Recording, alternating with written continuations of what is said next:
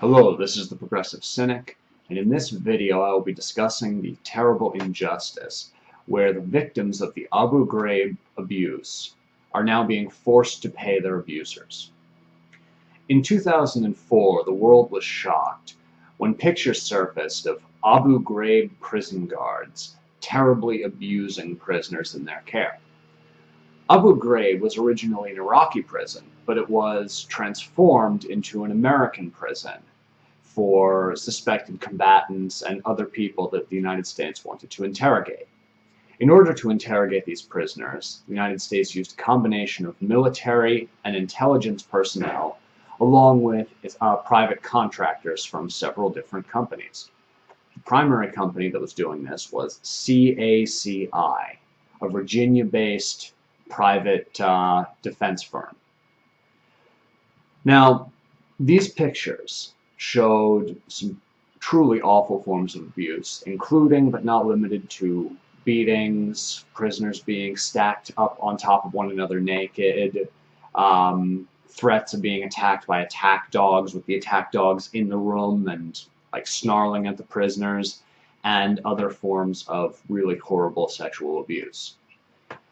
I will be showing some of the less, well, there's no such thing as the less inflammatory pictures of this nature, but some of the less graphic pictures at the end of this video, and I'll warn you again, I'm just doing this so that people who don't want to see these pictures can watch the video and then turn it off at the point where the pictures would start coming up, so you can still get to hear the points. Now, as this scandal broke, several lawsuits were filed against the private contractors who were involved. The victims of this abuse wanted some financial remunerations for their pain and suffering, and they wanted to be able to get some form of justice that didn't look like it was going to be coming from the American government. One of these cases, it was unfortunately resolved in last week. Now, several years ago, a decision was made by an American judge that because these crimes happened on foreign soil by private contractors, the United States did not have any jurisdiction in order to punish them. It's an unbelievable ruling because the people who were doing the torture were there under our request, and they were getting paid by our dollars. Unfortunately, this ruling is binding, and there's almost no way to get criminal charges filed against these people.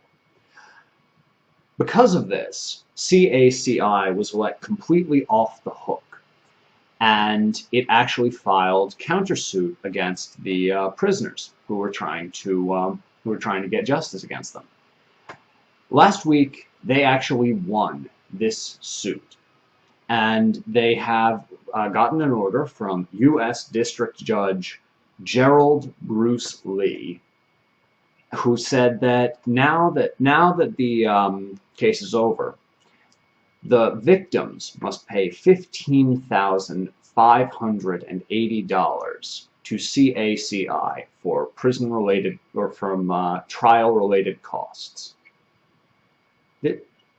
Just to add a little bit of insult to injury, these very poor victims of extreme torture are now going to have to pay their torturers because a United States judge decided that we could not hold our contractors accountable. Mind you, we know that this torture happened. It's just the court said, yeah, because we don't have any jurisdiction over these private contractors abroad, we can't punish them.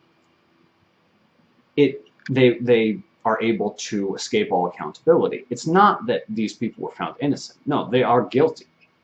We just can't punish them. And apparently, they can further victimize the people that they have abused.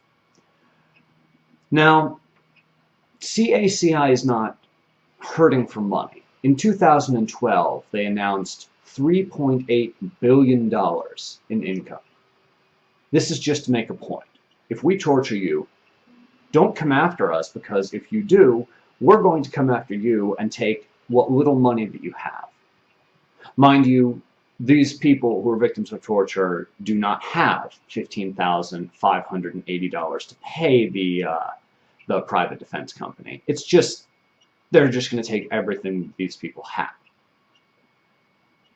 How is this even remotely justice?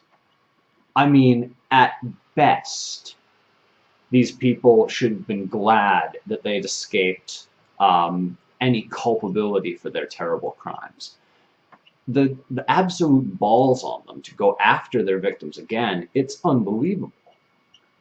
I mean, in a just world, they should be in prison right now. Everyone from the person who ordered it, to the person who designed it, to the person who actually committed these crimes, should be sitting in jail for war crimes. But unfortunately, they're not, because our justice system is no longer just. We won't ever bring these people to justice because it's politically inconvenient for those in power, because they're afraid that when they break the rule of law or they violate the laws of war, they might be brought to account by a future administration. So it's in their best interest to let the crimes of previous administrations just pass on by unaddressed. This isn't fair. This is completely unacceptable.